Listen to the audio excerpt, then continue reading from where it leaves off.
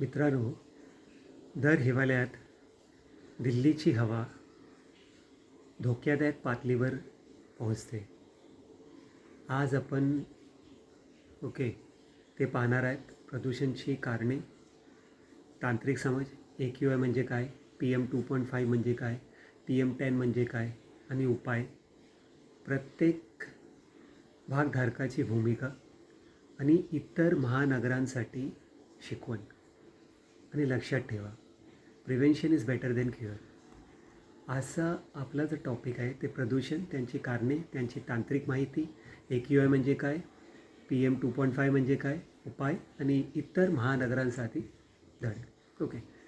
तांत्रिक सोपी माहिती. AQI म्हणजे काय, एअर क्वालिटी इंडेक्स.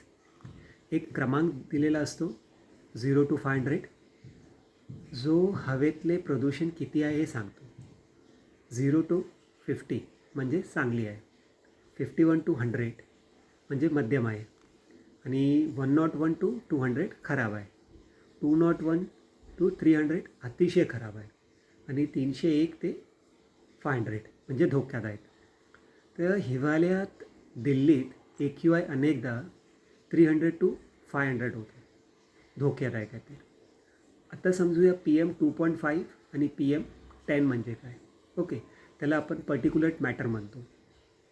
2.5 म्हणजे 2.5 मायक्रोमीटरपेक्षा लहान कण फुफ्फुसात आणि रक्तप्रवाहात प्रवेश करून आपली ब्रीथिंग आणि हृदय विकार निर्माण करतात. आणि PM10 म्हणजे काय, 10 मायक्रोमीटरपेक्षा लहान कण म्हणजे आपली ब्रीथिंगमध्ये जातात, चिडचिड, ॲलर्जी, दमा वाढवतात. दिल्लीच्या प्रदूषणात PM2.5 हा मुख्य घटक आहे आणि इतर प्रदूषक पण आहेत, म्हणजे NOx2, SOS2, CO2, ओझोन, धूर, स्मोक आणि आरोग्य समस्यांना कारणीभूत. पण दुसऱ्या सेक्शनकडे बोलूया, दिल्ली प्रदूषणाची कारणे. फर्स्ट कारणे म्हणजे वाहनांचे उत्सर्जन. कोट्यवधी वाहने आहेत, त्यामधून धूर, जुनी डिझेल वाहने सर्वात मोठे दोषी. आणि प्रत्येकाला वाटतं की आपण वाहन घेऊया, आपली गाडी घेऊया स्वतःची. दुसरे कारण आहेत औद्योगिक प्रदूषण. कारखाने, वीटभट्ट्या, वीज प्रकल्प, विषारू वायू, वकण हे आणखी एक ॲडिशन आहेत. आणि बांधकामाची धूळ, नियंत्रण नसलेले बांधकाम, तर PM10मध्ये वाढ असतात. आता पिकांचे अवशेष जाणले, पंजाब, हरियाणा तर पराली चालतात.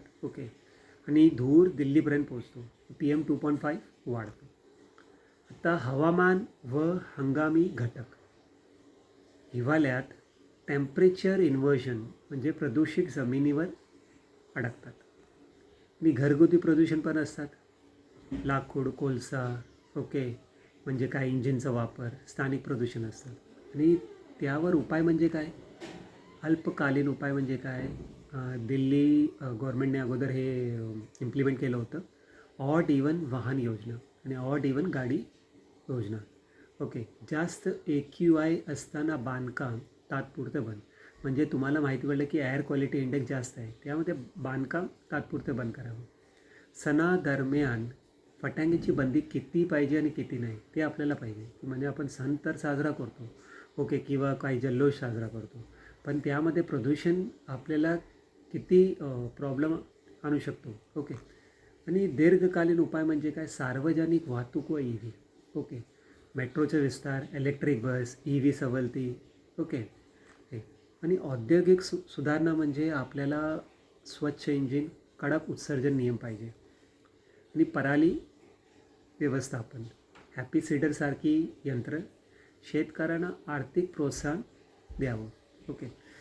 आणि शहरी नियोजन व हरित आच्छादन, उद्याने, वर्टिकल गार्डन, बांधकामात धूळ नियंत्रण हे करायला पाहिजे.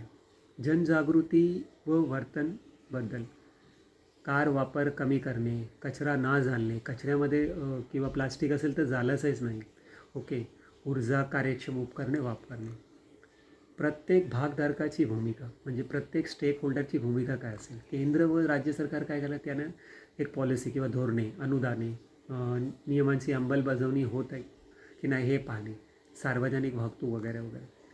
महानगरपालिका पॉलिसी असे असेल की बांधकाम, धूळ नियंत्रण, कचरा व्यवस्थापन आणि आणि हरितीकरण. ओके. उद्योगची स्टेक होल्डर रोल काय असेल की उत्सर्जन मानके पाळणे, स्वच्छ तंत्रज्ञान स्वीकारणे. आणि शेतकरीची रोल काय असेल यामध्ये, पराली जाळणे थांबवणे, पर्यायी पद्धती वापरणे. ओके. नागरिक सार्वजनिक वाहतूक, कचरा न जाळणे, पर्यावरण नियम पाळणे. मीडिया व NGOची रोल काय असेल यामध्ये, जनजागृती, प्रदूषण हॉटस्पॉट रिपोर्टिंग. हे आंतरराष्ट्रीय सहकार्य पण आपल्याला पाहिजे. ओके. गरज असल्यास स्वच्छ तंत्रज्ञानासाठी निधी, जागतिक उत्तम पद्धतीची देवाणघेवाण. जसं टोकियो, लंडनमध्ये आपल्याला आपण काय शिकू शकतो. आणि इतर महानगरांसाठी पण हे धडेच आहेत. आता मुंबईमध्ये बघा, बँगळुरूमध्ये बघा, चेन्नईसारख्या शहरांना आधीच प्रतिबंधक पावले उचलली पाहिजेत. ओके. की म्हणजे वाहतूक नियोजन बरोबर, औद्योगिक नियंत्रण, नागरिक जनजागृता. म्हणा आहे ना, वेलीस टाकलेला टाका 9 टाके वाचवतो. तर असा उपाय उद्याचं आरोग्य व आर्थिक खर्च वाचवतात. ओके. मित्रांनो, दिल्ली प्रदूषण हा फक्त शहराचा प्रश्न नाही, ही सामायिक जबाबदारी आहे. सरकार, उद्योग, शेतकरी, नागरिक सर्वांना आपली भूमिका पार पाडली तर स्वच्छ हवा आणि निरोगी जीवन नक्की शक्य आहे. तर लाईक करा, शेअर करा आणि सबस्क्राईब करा आणि कमेंट करा तुमच्या मते सर्वात महत्त्वाचा उपाय कोणता. Till then, see you.